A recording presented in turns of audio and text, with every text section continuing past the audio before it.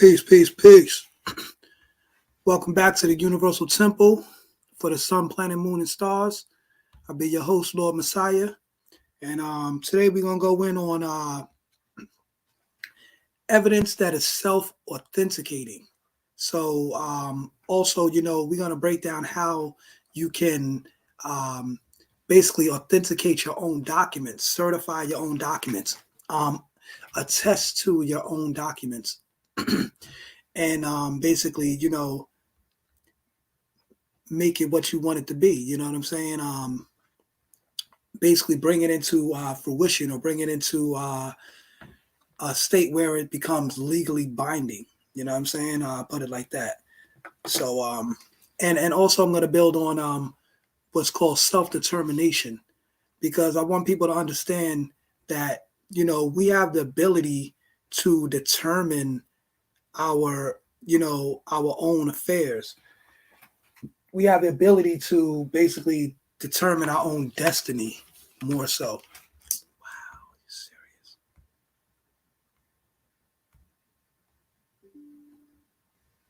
are you serious? I hope y'all was able to hear that from the beginning. I was saying we have the ability to determine our own destiny, you know what I mean? To basically declare what it is that we want our lives to be, you know what I mean? We've been given a lot of misinformation as far as when it comes to uh, law or legality, and basically what you can and can't do when it pertains to law. So, I want to drop some of this information to give people some some further understanding on what it is you have the ability to do. So, without further ado, let me go into this here.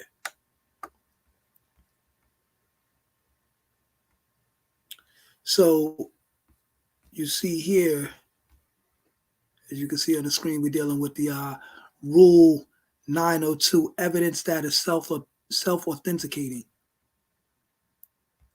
So I'm gonna read off some of that there, and let me just pull this up first. Okay, here we go.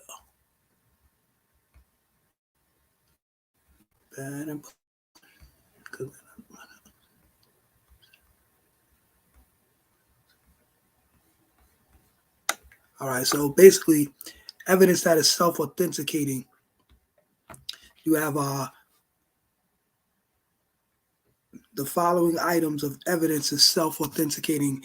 They require no intrinsic evidence of authenticate or of authenticity in order to be admitted. So you got one, domestic public documents that are sealed and signed. A document that bears a seal purporting to be that of the United States, any state, district, commonwealth, territory, or insular possession of the United States.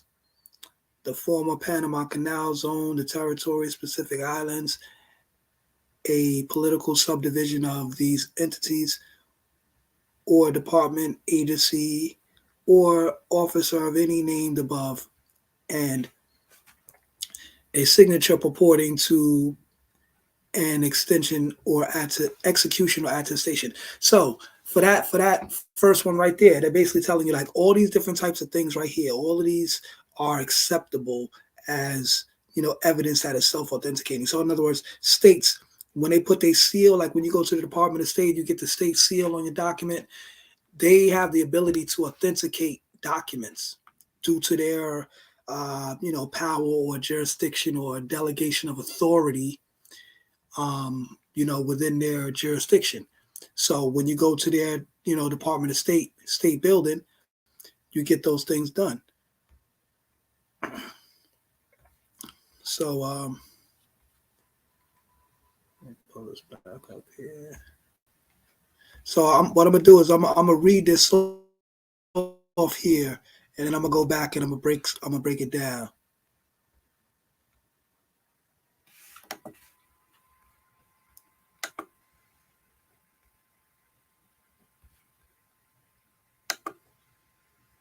1. Domestic public documents that are sealed and signed.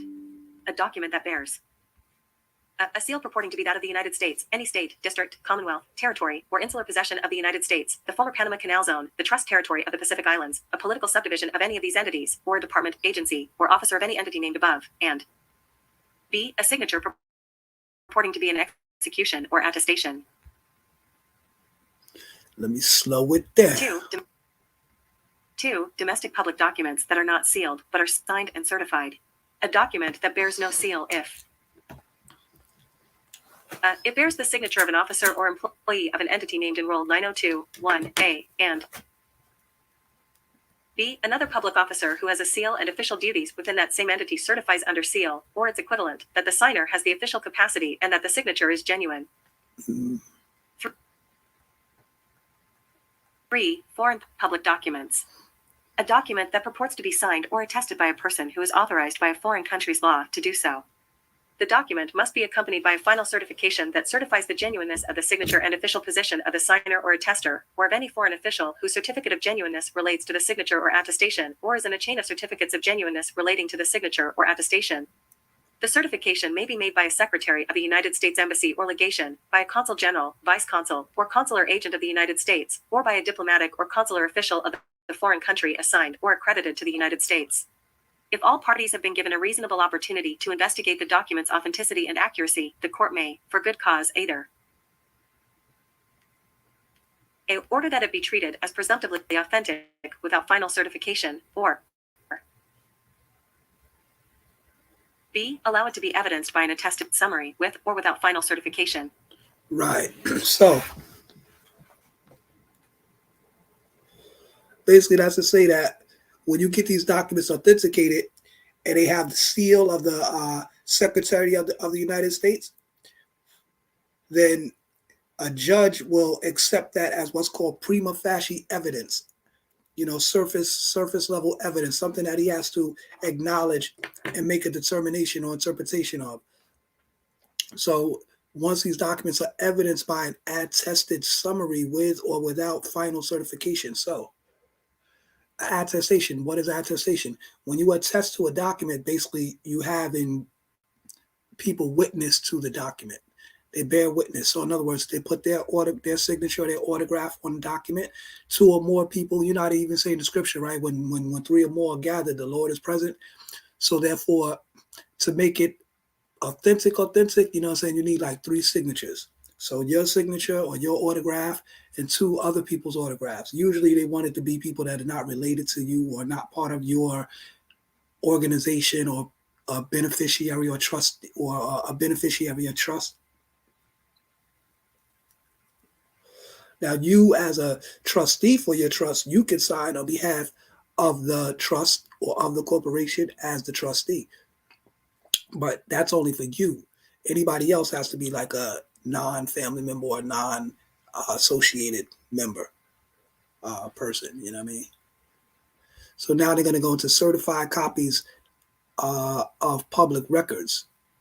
So now, just like when you go down to the county court, the county clerk or whatever, and you get a certified copy, basically you taking your original, they're going to keep your original, give you what's called a certified copy with a filing number and a receipt and so forth. And that copy right there will be just as good when you go to court because they know now that you got the filing number, you filed it with the county clerk or the county recorder, what have you, and that they have record of it. And you have the filing number to show and prove that you filed it there. They have record of it. So now they have to so that's your way of like filing it with the court before you go to court, so to speak.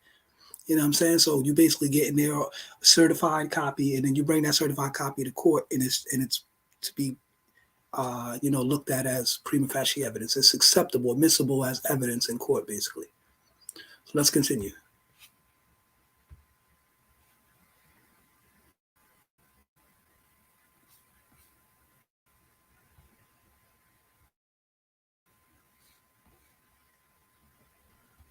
Certification.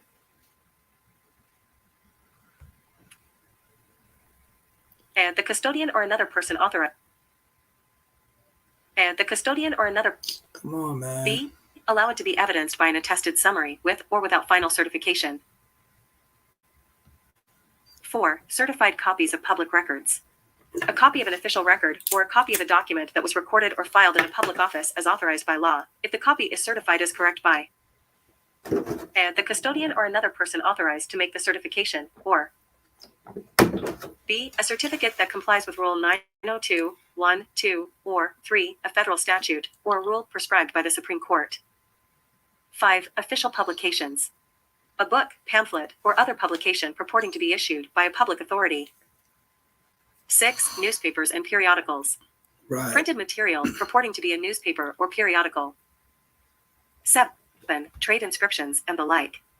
An inscription, sign, tag, or label purporting to have been affixed in the course of business and indicating origin, ownership, or control.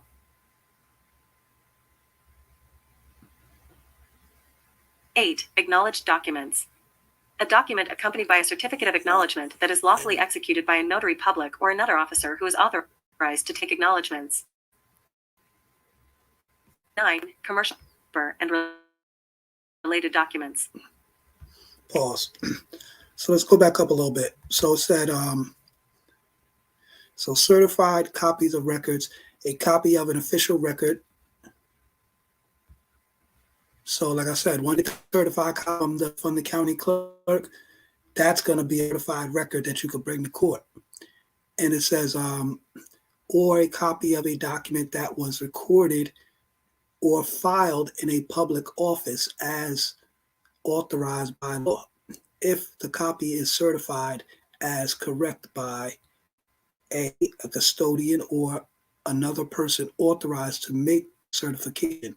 So say if like you have your own international organization, such as the Universal Temple for the Sun, Planet, Moon, and Stars, and you're Lord Messiah, and you're acting as the Minister for Foreign Affairs, I would have the ability to certify documents from my organization and, put like our nation's seal on them and make them certified documents to be presented before a court, because it's been done by our own executive body or legislative body, you know what I'm saying?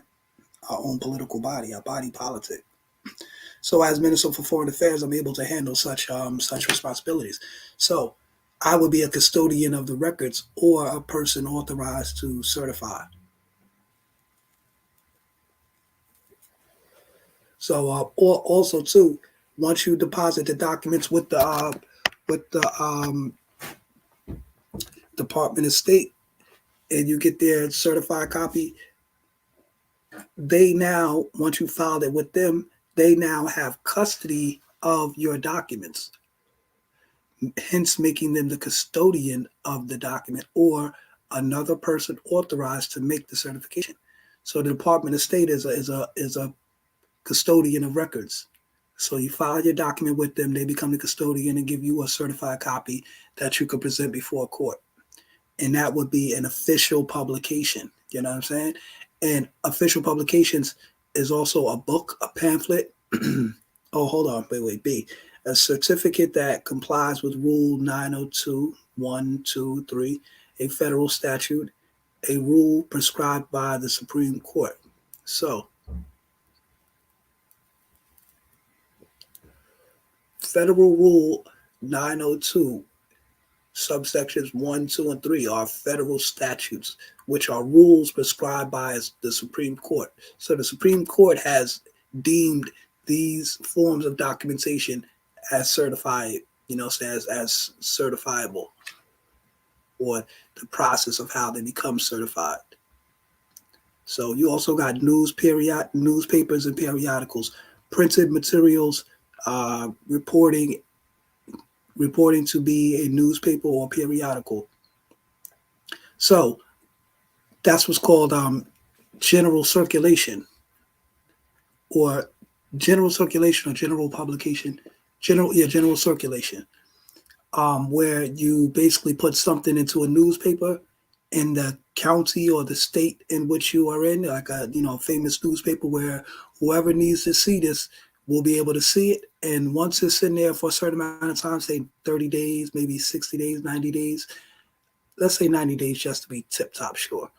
after 90 days and nobody has contested anything that you've presented via newspaper or publication, whatever the case may be, it becomes law basically because nobody contested it. So that means that everyone acquiesced to it. You know what I'm saying? They all agree to it basically. So you know what I mean? That's what makes your documents now official publications.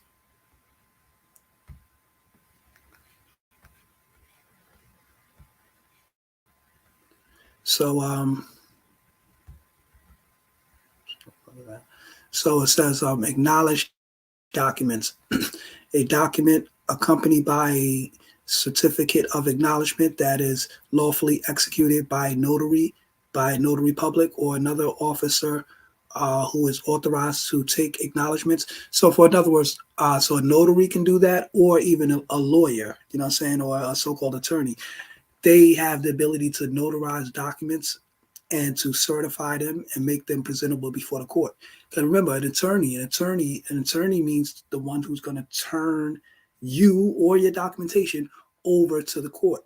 So instead of having a public defendant represent you, you're more so going to have a private attorney that will simply present or represent your documentation to the court. And once they represent the documentation to the court, he has the ability to turn it over to the court, and then they have to accept it. And also more so too, when they see like the lawyer's letterhead on the documentation, that makes it even more official. And also too, you as your own private banker or your own private attorney, or what they call attorney in fact, you have the ability to create documents and send them with your trust name in the letterhead. So it's from your trust. You know what I mean? You as the trustee are creating these documents or certifying these documents from the trust. And therefore it's written with trust protection, or it's coming in the name. The documents are written in the name of the trust. So also now that means due to trust laws, they have to accept your documentation due to trust law. You know what I mean? And if they don't, then that's like a violation of trust. That's a breach of trust law. And they're violating, you know what I'm saying, trust law. So they have to accept your documentation in that manner. So it's good to develop a trust. And if you have an LLC, sign the LLC over to the trust. So now you don't own the LLC, the trust owns the LLC.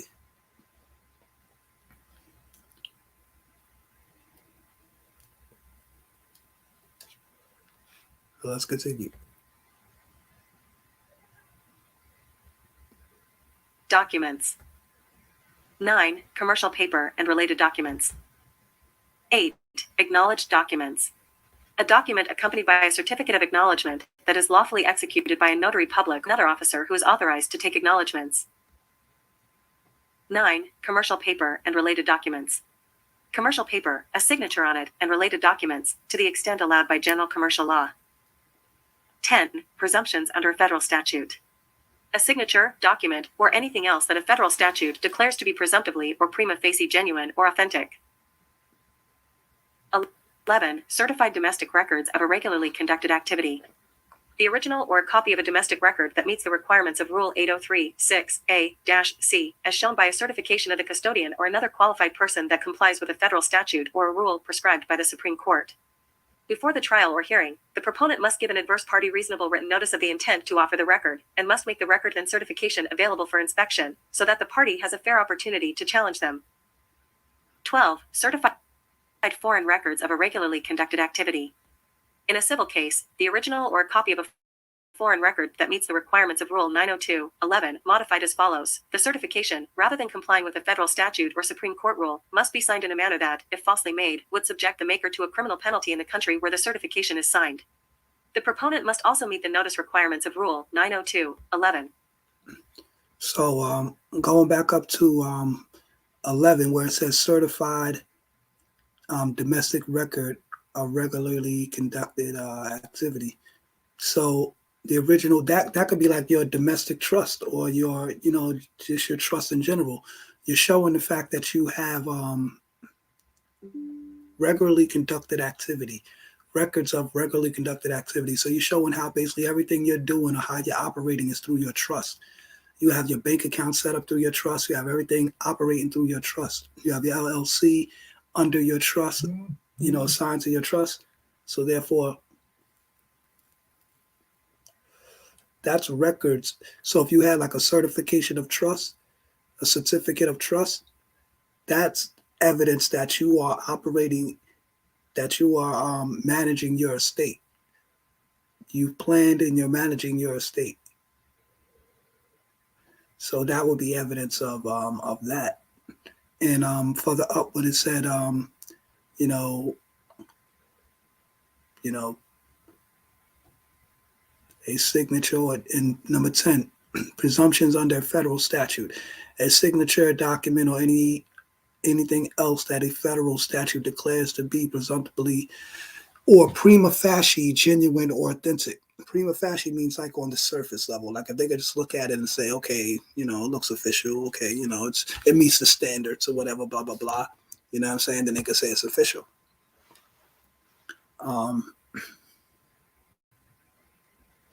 So yeah, it says so meets the requirements of Rule 803.6a through C, as shown by certification of the custodian or another person that complies with the federal statute prescribed by the Supreme Court. So before the trial or hearing, the proponent gives reasonable notice of intent to offer the record. And that way, the other party can challenge it if they want to. So basically, before you have what's called an evidentiary hearing. So before the trial, you have an evidentiary hearing where you enter these records as evidence. And then once they have evidence that, okay, you're managing your own estate, this is how you're doing, no third party can come and interfere into your obligations of contracts, because no state can interfere in your obligation to contract. You have the right to contract. And once you're showing them that you have your own contract set up and you're operating in your own capacity, they can't, that's foreign to them. So they can't interfere into that. So we're going into the next section, number 12. It says certified foreign records as regularly conducted activity. So you got certified domestic records and certified foreign records. So you can have a domestic trust and you can have a foreign trust. I would more so have a foreign trust because that's showing and proving that you're really dealing with something that's foreign. It says in a civil case, the original or a copy of foreign record that meets the requirement of Rule 902, meaning you could attest to it, you could have had it certified, modifies as follows. The certification, rather than complying with the federal statute or Supreme Court rule, must be signed in that matter. If falsely made, would subject the maker to criminal penalty in the country where the certification is signed. The proponent must also meet the requirements of Rule 902.11, and that was domestic rules, regularly conducted activity, records of a regularly conducted activity. So basically, this statute has to meet this standard. Rule 12 has to meet the standards of Rule 11. So basically, they got the same standard, basically. And that's basically to show evidence of regularly conducted activity, which would be like in a trust or a will, testamentary trust, whatever the case may be.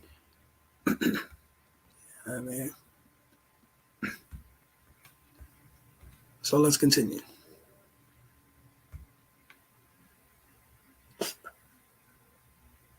Twelve. Certified foreign records of a regularly conducted activity. 13. Certified records generated by an electronic process or system.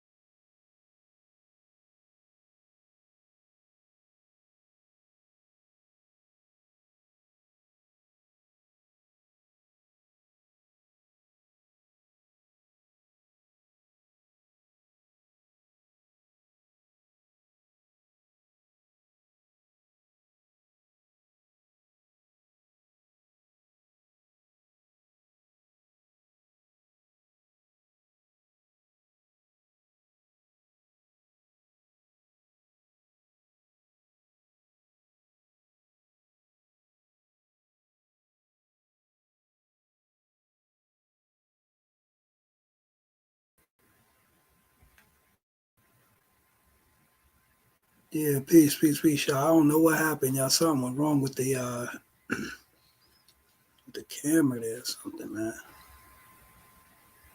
Let me try to pull this back up. I don't know where it went off at.